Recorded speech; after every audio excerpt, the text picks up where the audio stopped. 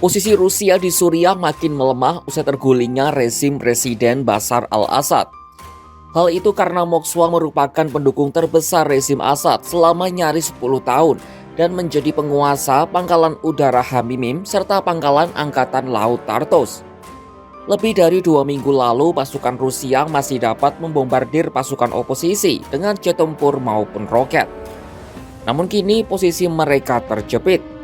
Satu pertanyaan kemudian menyeruak, apakah militer Rusia akan hengkang dari negara itu ataukah masih diberi tempat di Suriah oleh pemerintahan transisi?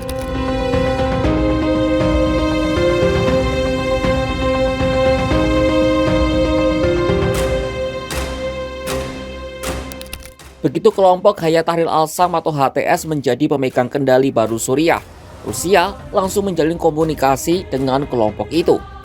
Wakil Menteri Luar Negeri Rusia, Mikhail Bogdanov, menyebut komunikasi itu bertujuan mempertahankan pangkalan militer di Suriah.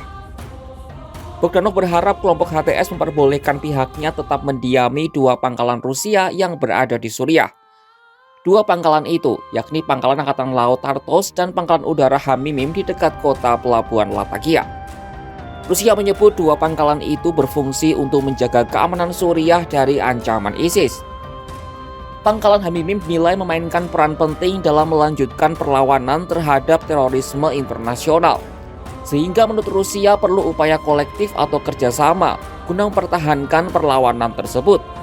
Hal itu disampaikan Bogdanov pada Kamis 12 Desember 2024. Pangkalan udara Hamimim dan Pangkalan Angkatan Laut Tartus merupakan satu-satunya pangkalan militer Rusia di luar wilayah bekas Uni Soviet. Rusia membangun Pangkalan Udara Hamimim pada tahun 2015. Adapun Pangkalan Tartus berdiri sejak tahun 1971 dan mulai digunakan secara penuh pada tahun 1977. Pangkalan Tartus merupakan satu-satunya pusat perbaikan dan pasokan ulang militer Rusia di kawasan Laut Tengah. Sementara Pangkalan Hamimim adalah pos persinggahan utama untuk aktivitas militer Rusia dan tentara bayaran di Afrika. Dari 2 pangkalan militer itulah Moskwa menjalankan operasi di Timur Tengah dan Afrika. Dari sini jugalah pasukan Rusia mempersiapkan berbagai serangan terhadap kelompok oposisi yang melawan Bashar al-Assad. Apalagi pada tahun 2017, pemerintahan Assad menggratiskan 2 pangkalan itu kepada Rusia selama 49 tahun. Namun situasi tampak tak berjalan sesuai rencana bagi Moskwa.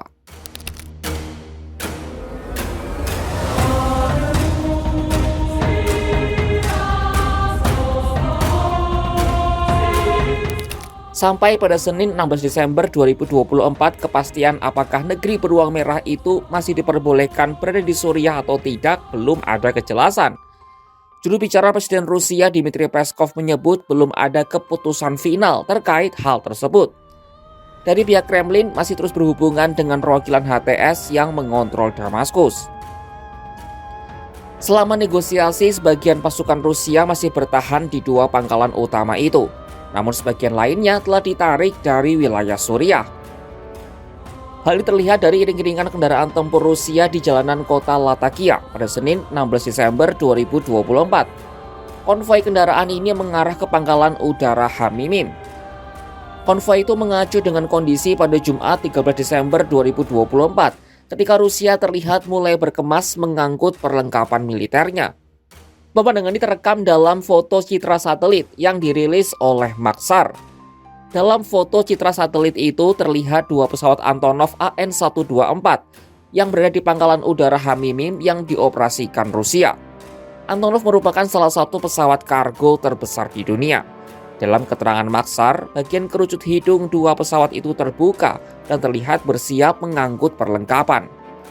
Sementara di dekatnya terlihat helikopter serbu KA-52 dan rudal udara S-400 sedang dibongkar untuk diangkut menggunakan Antonov. Sejauh ini tentara HTS tak mengganggu keberadaan pasukan Rusia. Mereka bahkan tampak berjaga-jaga di gerbang Pangkalan Udara Hamimim. Dikutip dari The Guardian, salah seorang pejabat HTS menyebut tujuan utama kelompoknya adalah membangun hubungan ekonomi dan politik yang baik dengan Rusia. Ia mengutip penarikan pasukan Amerika Serikat yang tergesa-gesa dari Afghanistan pada tahun 2021 sebagai pelajaran tentang apa yang ingin dihindari kelompok itu dengan Rusia. Meski begitu, HTS nampaknya tidak akan leluasa menjalin hubungan dengan Rusia.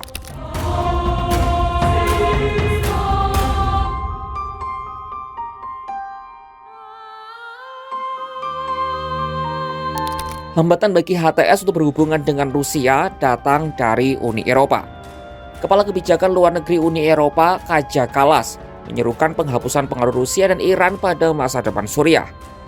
Seruan ini dilontarkan Kallas pada Senin 16 Desember 2024 dalam wawancaranya usai bertemu para menteri luar negeri Eropa. Katanya banyak menteri luar negeri menekankan penghapusan pengaruh Rusia dan Iran menjadi syarat kepemimpinan baru di Suriah. Ia juga memperingatkan agar jangan sampai ada kekosongan kekuasaan di Suriah, seperti yang terjadi di Libya dan Afghanistan. Adapun Rusia sempat menawarkan bantuan kemanusiaan untuk warga Suriah. Namun tawaran itu ditolak HTS mengingat sudah banyak donor asing yang menawarkan bantuan kepada mereka. Posisi Rusia di Suriah masih belum jelas. Belum ada kepastian apakah Rusia masih diperbolehkan bertahan atau harus angkat kaki dari Damaskus. Negosiasi dengan HTS terus dilakukan oleh Kremlin. Namun tantangan tak cuma datang dari internal Suriah, tapi juga dari Uni Eropa. Mereka melarang pemerintahan baru Suriah berhubungan secara langsung dengan Kremlin. Padahal Moskwa punya 2 pangkalan militer yang menjadi kunci dari operasi mereka di Timur Tengah dan Afrika. Saksikan perkembangan di Suriah hanya di kanal YouTube Kompas.com.